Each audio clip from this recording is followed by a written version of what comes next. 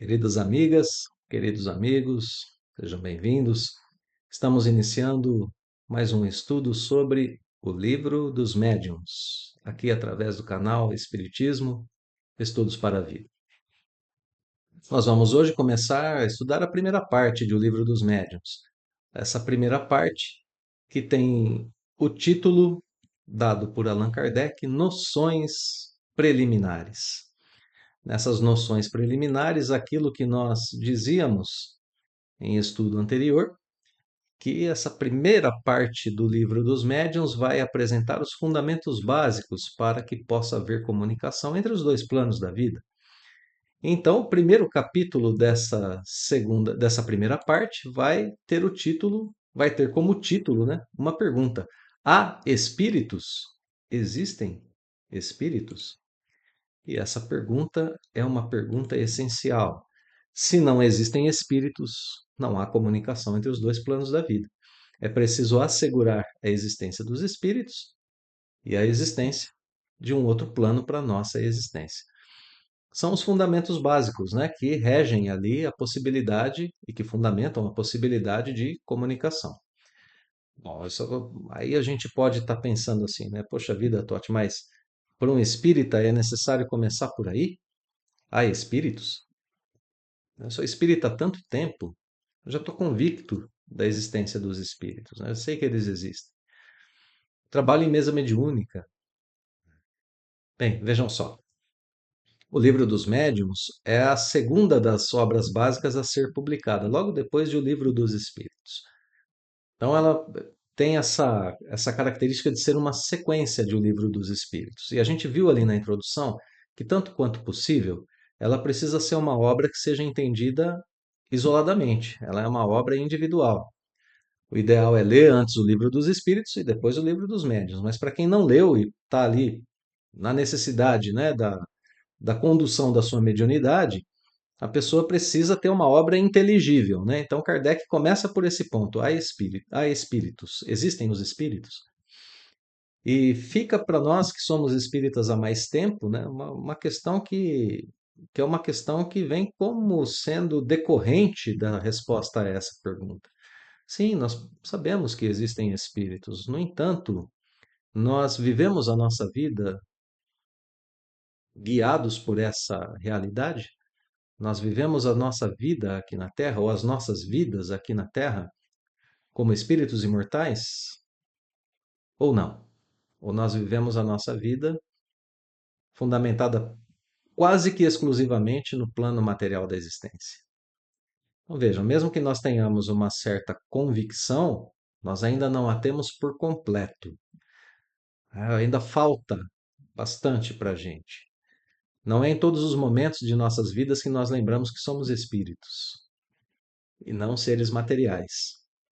Então, o livro dos médiuns aqui vai nos ajudar a fortalecer a nossa concepção, a nossa fé, a nossa inteligência e vai nos ajudar também a levar essa realidade a pessoas que estejam interessadas em conhecê-la. Por isso, o estudo é aqui tão importante, né? Então vamos lá, hoje nós vamos estudar os itens 1 e 2 desse capítulo 1, no qual Kardec pergunta se há espíritos. O primeiro movimento do texto aqui é um movimento relativamente simples. Kardec vai dizer para a gente que a dúvida sobre a existência dos espíritos tem como causa a ignorância a respeito da verdadeira natureza dos espíritos. E aqui, ignorância, a palavra ignorância não, de modo algum, está colocada no seu sentido pejorativo. Não, a palavra ignorância aqui está colocada como sinônimo de falta de conhecimento, né? A pessoa não sabe sobre a verdadeira natureza dos espíritos, porque ela tem contato apenas com contos fantásticos. Aquelas, aquelas crendices populares, aquelas histórias, né, que se transformam em nossos dias em contos urbanos e assim por diante, né? São contos fantásticos que falam sobre espíritos. Então aí a pessoa duvida mesmo, né? Fala: "Não, isso aí não deve existir, né? Deve ser histórias que o povo conta, né?" E aí Kardec vai dizer que essas pessoas deveriam se perguntar, se indagar, né? Se nesses contos não se pode encontrar algum fundo de verdade. E vai usar uma figura de linguagem aqui bem interessante, né? Uma metáfora. Ele vai dizer que é preciso tirar a casca amarga para encontrar a amêndoa. Então, para saborear o fruto que é a amêndoa, é preciso tirar dela aquela casca amarga. Ou seja, o que Kardec está querendo dizer aqui? Que é preciso trabalhar para encontrar a verdade, mesmo por detrás de alguns contos absurdos. Basta a gente lembrar que o próprio codificador precisou fazer esse trabalho. Ele demorou a convencer-se a participar das reuniões que traziam os fenômenos das mesas girantes em sua época. Depois percebeu que por detrás dos fenômenos havia uma causa inteligente, passou a conversar com ela e passou dali a produzir, codificar o espiritismo. Uma tarefa enorme, né? Um trabalho hercúleo, que só um espírito como Kardec poderia realizar mesmo. Mas vejam que ali, para esse trabalho ser feito, o próprio Kardec teve que estudar e trabalhar muito, porque em sua época haviam os embustes, como ele mesmo escreve, os prestidigitadores, as pessoas que imitavam os fenômenos reais com truques de mágica, né? Com truques para enganar o povo. Então, Kardec também encontrou essas dificuldades em sua época e fez o trabalho. Então, agora a gente está diante dessa mesma tarefa, né? De encontrar aquilo que é a verdade, encontrar aquilo que é real diante dessas manifestações. Parágrafo 3 do item 1 ainda. Kardec diz que, seja qual for a ideia que se faça dos espíritos, a crença neles se funda na existência de um princípio inteligente fora da matéria. Isso é, é o fundamental, né? É o primeiro passo, é o correto, né? Vamos reajustar nosso pensamento. É Kardec convidando a gente para isso aqui, ó. Vamos reajustar o nosso pensamento. Primeira coisa, se a gente for fazer alguma ideia de espíritos, é um princípio inteligente que atua fora da matéria. Reajuste do pensamento. Vamos começar por aí, né? Para vencer as questões do maravilhoso, do fantástico, do sobrenatural. Então, tem que ter esse princípio inteligente, agindo fora da matéria. Depois, Kardec faz aqui, ainda nesse parágrafo, uma diferenciação uma distinção, né, entre espiritualismo e espiritismo. O espiritualismo faz a demonstração teórica e dogmática da existência desse princípio inteligente. O espiritismo faz uma demonstração positiva, é uma demonstração através do estudo de fenômenos, como a gente dizia agora há pouco. Bom, aí Kardec faz um convite para a gente. Vamos abstrair por um momento das manifestações propriamente ditas e vamos raciocinar por indução. Então, aqui, né, tendo por ponto de partida essa ideia aqui, da existência de um princípio inteligente fora da matéria, vamos dirigir o nosso raciocínio. Por enquanto, sem levar em conta as manifestações, né? Se a gente assim o quiser. Esquece as manifestações, vamos raciocinar. Item 2, vamos lá. Então, já admitimos a existência da alma e sua individualidade após a morte. Começamos aqui, né? Vamos admitir isso. Se a gente admite isso, é forçoso admitir duas coisas. Primeiro, a natureza da alma é diferente da do corpo. E segundo, ela tem consciência de si mesma. Consciência de si mesma. A alma fora do corpo sente, pensa, sofre, se alegra. Ela é individual, né? Admitindo a existência da alma e sua individualidade. Então ela sente, pensa, sofre. Ok, então admitimos isso. Admitido isso, tem que se admitir que essa alma vai para alguma parte. Vejam, né, que nós encontramos notícias disso já em Jesus. Jesus disse aos seus discípulos: Eu vou, mas vou para preparar o lugar para vocês. E volto. Aí realmente voltou. Voltou ele, Jesus, individual. Primeiro espírito a dar notícia, né, da imortalidade da alma de forma abrangente para a humanidade, né? A demonstrar isso. Depois as demonstrações espíritas que estão ali no nível do fenômeno, né? No nível das manifestações, como Kardec disse. Diversos espíritos se comunicando, né? O tempo todo. O que a gente vê nas casas espíritas hoje em dia, né? Nas nossas reuniões mediúnicas. Mas veja só, então, se a alma existe, é individual e é imaterial, ela tem que estar em algum lugar. Vamos analisar a crença vulgar. A crença popular para isso? Ou ela vai para o céu ou para o inferno. Essa é a crença mais comum que a gente tem, né, no nosso mundo. Olha só, estamos trabalhando com o ajuste do nosso pensamento, né? Então, primeiro lugar, como é que a gente vai vencendo as questões do fantástico, do maravilhoso? A gente admite a existência da alma, ela é incorpórea, ela tem consciência de si mesmo e está em alguma parte. Crença vulgar, que lugar é esse? Céu ou inferno? Mas onde ficam o céu e o inferno? Parágrafo 2. O que são o alto e o baixo no universo? Aqui um pouquinho adiante. A geologia diz que o planeta Terra tem sim as suas profundezas, mas a gente sabe que é o centro do planeta Terra, né? É o magma e uma imensa bola de ferro envolta nesse magma. Então, né?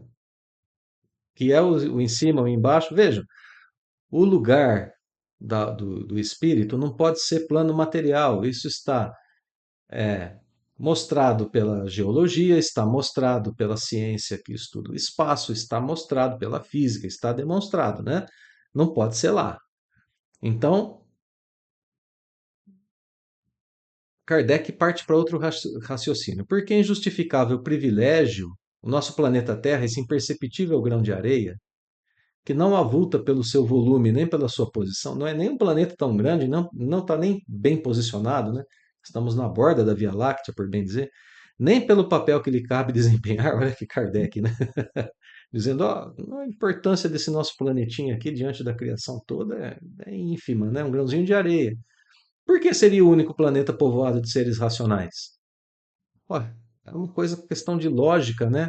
Que outros mundos seriam povoados também, né? E que se eles são povoados, também fornecem seus contingentes para o mundo das almas. Então, olha que correção do nosso pensamento com relação ao lugar agora. O espírito existe, ele é incorpóreo, tem individualidade. Onde ele está? Não pode ser aqui no planeta Terra, nem nas profundezas do planeta, nem no céu, que não existe o céu propriamente dito, né? Para além do céu planetário, tem o universo. Então, olha só, se a gente admite que o nosso planeta é minúsculo, tem quase importância nenhuma e que deve haver vida fora no universo, por um raciocínio simples, né? De dizer, não pode ser só aqui na Terra, né? Diante dessa vastidão, né? Que a gente, inclusive, define como sendo infinita, como é que vai ter vida só na Terra? Então, isso abre a mente para a existência de novos mundos, de vida em novos mundos e para o mundo das almas, que não pode ser um mundo físico. E por isso ele é contrário à nossa ciência terrena.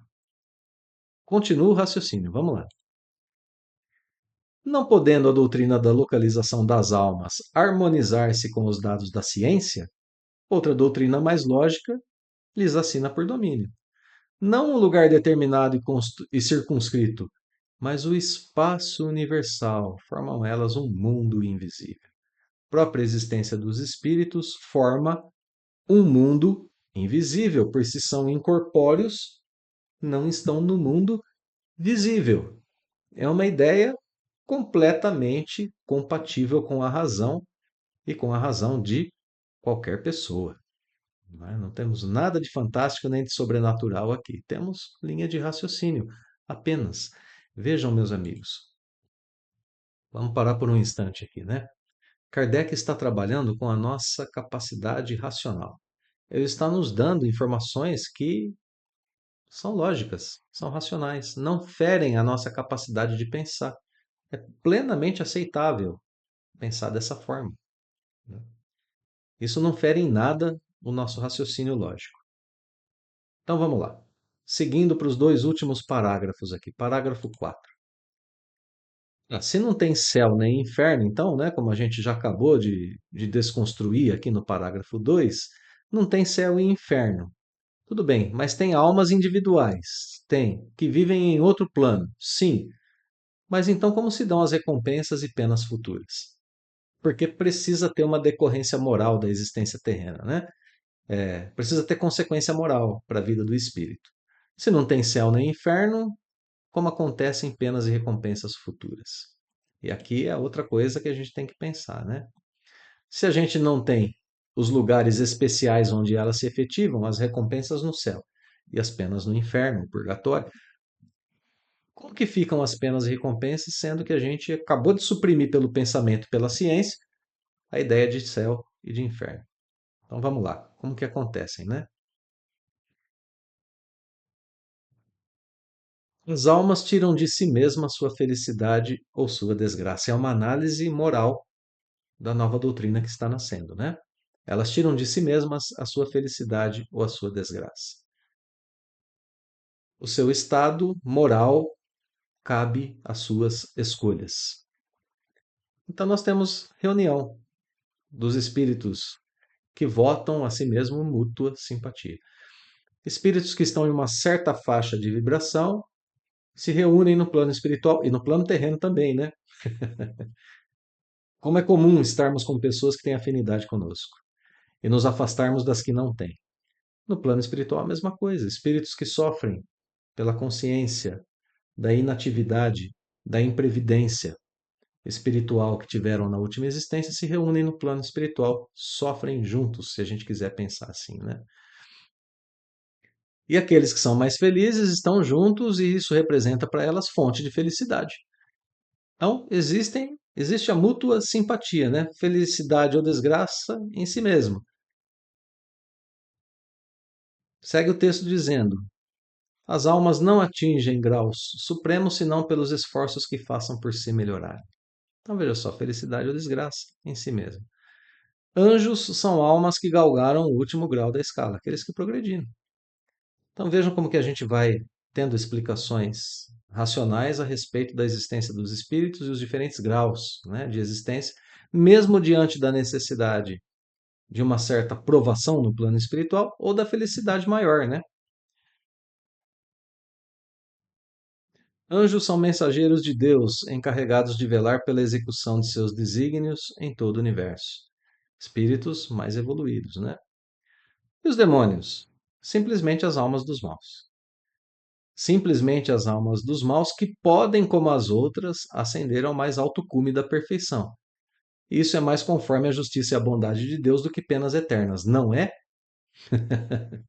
Claro que é.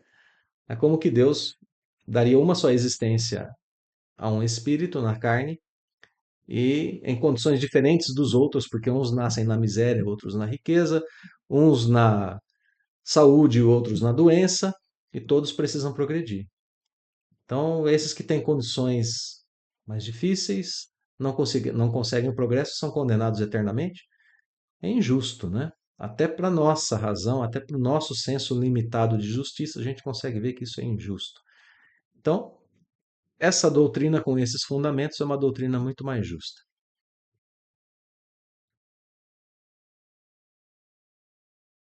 Termina o parágrafo com essa frase: aí tendes o que a mais severa razão, a mais rigorosa lógica, o bom senso, em suma, podem admitir. Então vejam, com relação a essas coisas, está reorientado, né, o nosso pensamento. Último parágrafo, amigos. Essas almas que povoam o espaço são precisamente o que chamais de espíritos. Pronto, aqui, né, fecha o ciclo do nosso pensamento. Os espíritos são, então, a definição aqui, as almas dos homens despojadas do invólucro corpóreo. Definição de O Livro dos Espíritos: a alma é um espírito encarnado. Espírito mais corpo é uma alma. Espírito fora do corpo é um espírito. Volta aqui para a frase de Kardec: as almas dos homens, os espíritos são as almas dos homens despojadas do corpo, do invólucro corpóreo, né? Mais hipotética ali seria a existência se fossem seres à parte. São as crendices, né, nos contos. Não, espíritos são seres à parte na criação. Não, mas vieram de onde? Criados para quê? Com que finalidade? Por que agem no plano material? Por que se comunicam conosco? Por que estão em nossos pensamentos? Por quê? De onde viria essa explicação? Então, tanto mais hipotética, tanto mais longe da realidade seria a existência deles se eles fossem seres à parte. Vamos terminar com Kardec. Se, porém, se admitir que há almas, necessário também será se admita que os espíritos são simplesmente as almas desencarnadas, né? E nada mais. Se admite que as almas estão por toda parte, ter-se-á que admitir do mesmo modo que os espíritos estão por toda parte. Possível, portanto, não fora negar a existência dos espíritos, sem negar a existência das almas, da alma humana. Essa existência do mundo íntimo que todos nós temos e que está diretamente ligado ao nosso pensamento e às nossas emoções. E por isso é tão necessário para nós espíritas hoje nos compenetrarmos, né? Nos convencermos, estarmos convictos e cada vez mais conscientes de uma realidade da natureza. Somos espíritos. E mais cedo ou mais tarde estaremos no plano espiritual comungando com essa situação natural a todos nós, porque o que nós somos de verdade é espírito. Nós somos espíritos, ora na matéria, ora fora dela. Nossa essência é uma essência espiritual. E isso vai guiar as nossas vidas, meus amigos. Irá guiar também a nossa conduta enquanto espíritas e cristãos. Começamos então esses fundamentos básicos com Kardec. Na próxima semana, vamos do item 3 em diante, continuar o estudo desse item Há espíritos? Bem, começamos a admitir a existência e a pensar racionalmente na existência dos espíritos e na nossa própria natureza espiritual, né? Muito obrigado, meus amigos. Fica o convite para o estudo da próxima semana. Então, nos vemos em breve. Muita paz a todos.